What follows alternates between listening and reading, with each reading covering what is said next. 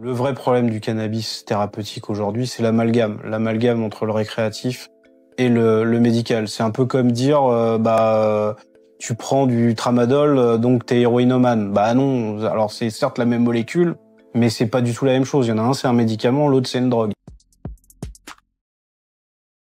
Vous vous souvenez du professeur Nadine Attal qui mène l'expérimentation du cannabis thérapeutique à l'hôpital Ambroise Paré à Paris?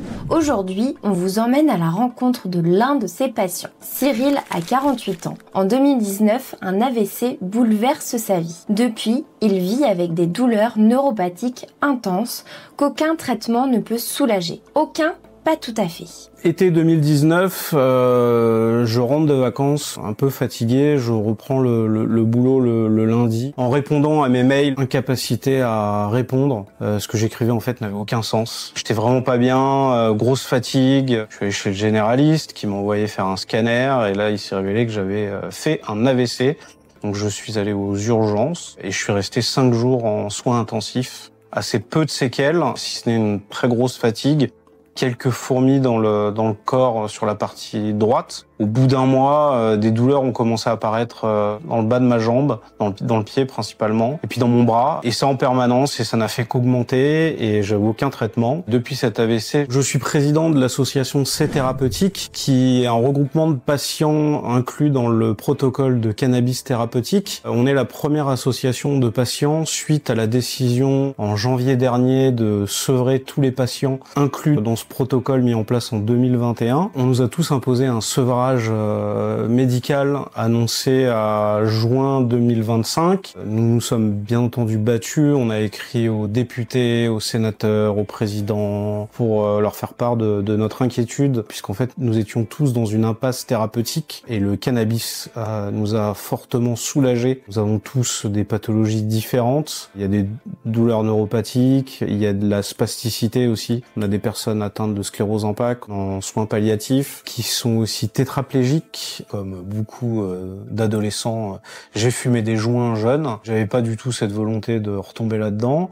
Néanmoins, j'ai quand même essayé. J'ai un ami qui m'a donné un peu d'herbe et en fait, j'ai failli sauter par le balcon. J'étais dans mon lit complètement prostré. Donc du coup, je me suis dit, c'est peut-être pas une bonne idée de sortir du cadre médical. Peut-être que le dosage était trop important. C'est pour ça que c'est important d'être suivi par un médecin. Le vrai problème du cannabis thérapeutique aujourd'hui, c'est l'amalgame. L'amalgame entre le récréatif et le médical. C'est un peu comme dire, tu prends du tramadol, donc t'es héroïnomane. Bah non, alors c'est certes la même molécule, mais c'est pas du tout la même chose. Il y en a un, c'est un médicament, l'autre, c'est une drogue. Quand on dit qu'on est sous cannabis thérapeutique, alors on vous dit, ah oui, vous prenez du CBD. Alors non, on prend pas du CBD, c'est du vrai cannabis, mais du coup, vous le fumez.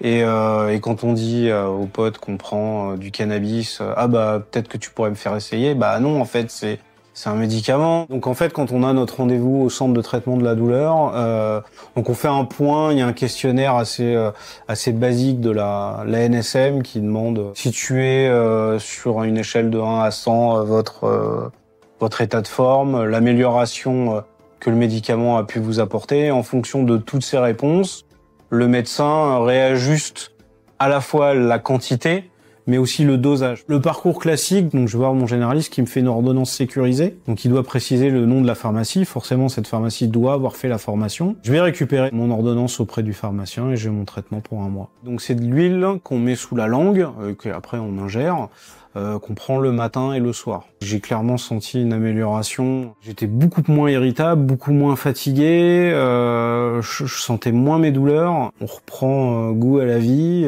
En fait, l'effet que ça a, c'est que ça détend. Effectivement, quand je prends mon médicament au bout de 2 heures et que l'impact est important, je peux avoir une crise de fou rire. Ce genre d'effet secondaire, je le prends tous les jours. C'est plutôt positif. Alors, j'essaie de faire attention quand même le matin, typiquement. J'essaie d'éviter d'avoir une réunion, un rendez-vous avec un client à 10 heures parce que c'est là où l'effet du médicament est le plus important. Là, c'est quoi les prochaines étapes en fait? La prochaine étape, c'est... alors là, la HAS, ils vont devoir statuer sur le remboursement de ce médicament. Et là, le remboursement de ce médicament impliquera un développement, entre guillemets, massif en France. Ils sont censés rendre leur décision printemps 2026. Et après, on l'espère, un déploiement national après cette date, sachant qu'apparemment la communauté européenne a validé tous les documents. Un gros point noir dans ce protocole, c'est les professionnels, à la fois les médecins et les pharmaciens. Il y en a pas assez qui ont fait la formation, clairement pas. Mais maintenant, j'ai une pharmacie à Rueil-Malmaison. Sachant que je suis handicapé, j'ai pas le droit de conduire, je dois aller quand même à Rueil-Malmaison chercher mon médicament. Donc ça c'est un vrai problème et c'est une vraie revendication. C'est que là aussi, il y a une évangélisation auprès des professionnels pour qu'ils mettent les bouchées doubles pour faire cette formation et qu'on puisse être reçu dans des conditions satisfaisantes. C'est pas un traitement miracle, mais quand je vois les gens autour de moi, on se retrouve tous avec des douleurs qui n'étaient pas ou pas bien soignées, et on se rend compte que pour certains, ce médicament a soulagé les gens à hauteur de 80%.